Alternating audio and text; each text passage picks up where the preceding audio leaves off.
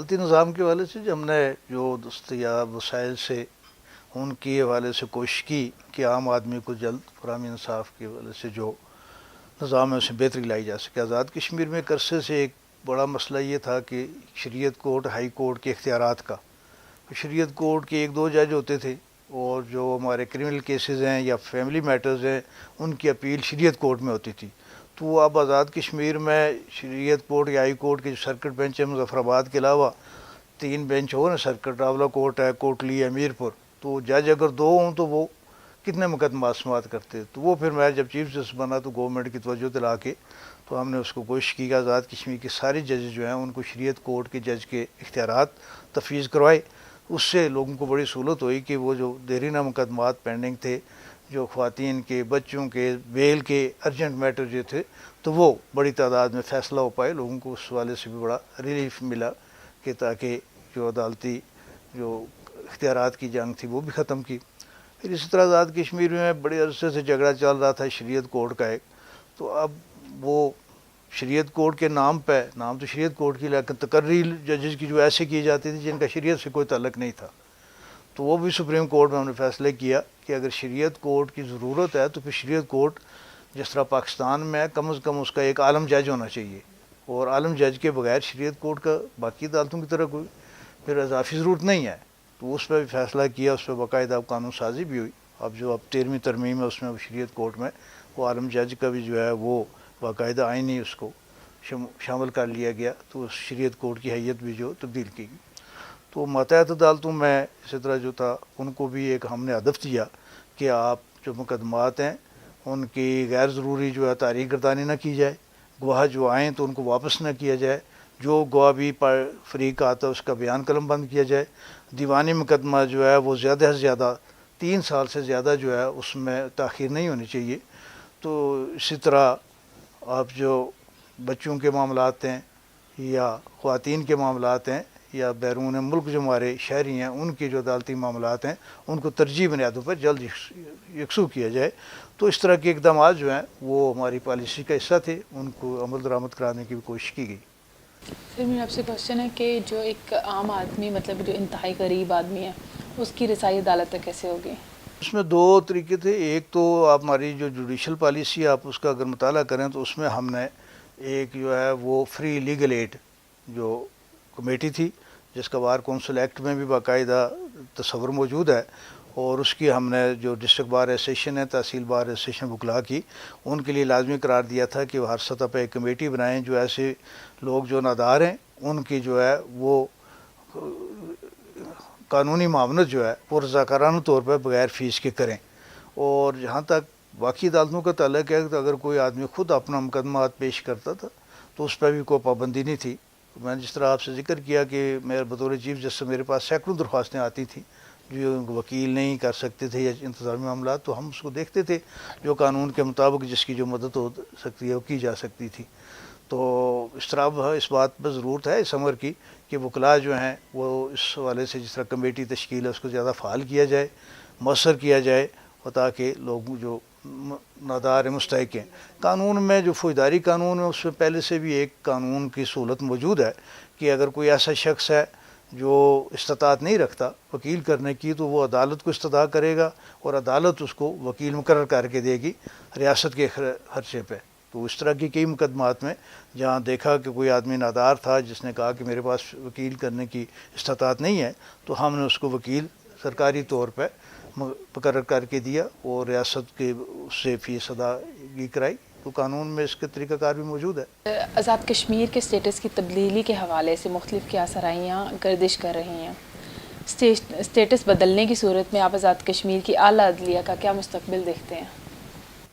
جو تک میرا خیال ہے کہ جو اس کے 2 پہلو ہیں. ایک تو بین الاقوامی قانون, اس حوالے سے جہاں تک میری دانست میں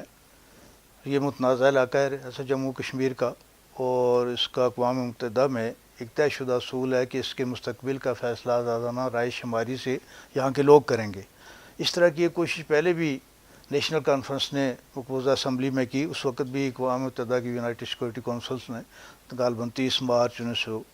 50 کو اگر میں غلط نہیں ہوں تو ایک قرارداد بھی اس کی 57 کو بھی اس کو ری افرم کیا کہ کسی کا حکومت جو ہے پاکستان، آزاد کشمیر، انڈیا یا سری نگر والی کوئی بھی ایسا اقدام جو ہے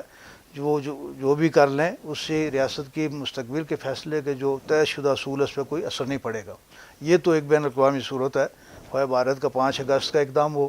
یا یہاں کوئی ہو، اس سے مسئلہ کشمیر کا جو مسلمہ طے شدہ ایک طریقہ کار ہے اس پہ کوئی اثر نہیں پڑ سکتا۔ اندرونی طور پہ، انتظامی طور پہ آزاد کشمیر کے جو لوگ ہیں ان کو بہتر سہولتیں، ترقی کے مواقع فراہم کرنا، یہ اقوام متحدہ کی قراردادوں کے تحت حکومت پاکستان کی ذمہ داری ہے کہ یہاں ایسا ایک ماحول اس میں معاونت کرے۔ تو اس والے سے میں سمجھتا ہوں کہ اس مرحلے پہ یہ جو افواہ سازی ہے اس میں جو ذمہ دار ہمارے ادارے ہیں ان کو، اور جو چیئرمین کشمیر کونسل پاکستان، وزیر اعظم پاکستان ہے، آزاد کشمیر کی حکومت جو ہے، انہیں معاملات کو بالکل واضح طور پہ لوگوں کے سامنے رکھنا چاہیے تاکہ یہ ابہام دور ہو۔ اور اس وقت میں سمجھتا ہوں کہ جو ہمارا دشمن ہے اس کی سب سے بڑی کوشش یہی ہے کہ آزاد کشمیر کے لوگوں اور پاکستان کے درمیان غلط فہمی پیدا کر کے دوری پیدا کی جائے۔ تو ہمیں اس سے بچنا ہے، ہمیں پاکستان کے ساتھ آزاد کی جو اعتماد ہے، ہمارا جو عقیدت کا رشتہ اس کو مضبوط کرنا ہے، اور اس میں اگر اس طرح کی شبہات ہیں تو ان کو دور کرنا جو ہے متعلقہ ذمہ داران کی، اداروں کی جو ہے ذمہ داری ہے۔ تو میں سمجھتا ہوں کہ اس مرحلے پہ آزاد کشمیر کے جو سٹیٹس ہے اس میں کوئی تبدیلی ایسی کرنا جس سے یہاں کے لوگوں کا پاکستان کے ساتھ تعلق کمزور ہو، یا جس سے ہندوستان جو ہے اس کی جو غیر آئینی اقدامات ہیں ریاست جموں کشمیر تقسیم کرنے کے، اس کے موقف تقویت پہنچے، تو اس سے اجتناب کرنا چاہیے ہر ایک کو، پاکستان میں بھی جو ذمہ دار ہیں، آزاد کشمیر کے اندر بھی، کہ ہمیں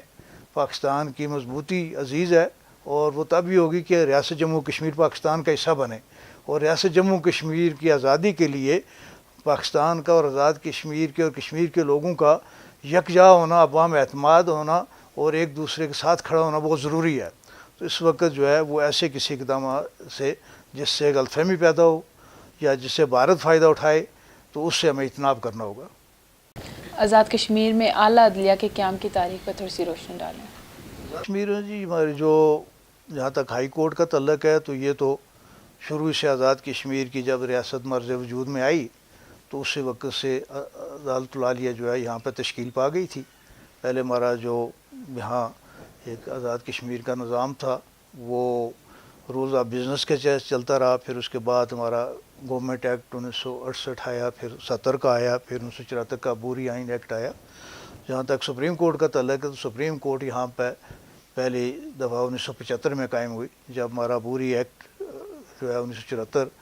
وہاں منظور ہوا، اور اس میں پہلے ایک جوڈیشل بورڈ تھا، پھر 75 میں اس جوڈیشل بورڈ کو جو ہے وہ آزاد کشمیر کی یہاں ہماری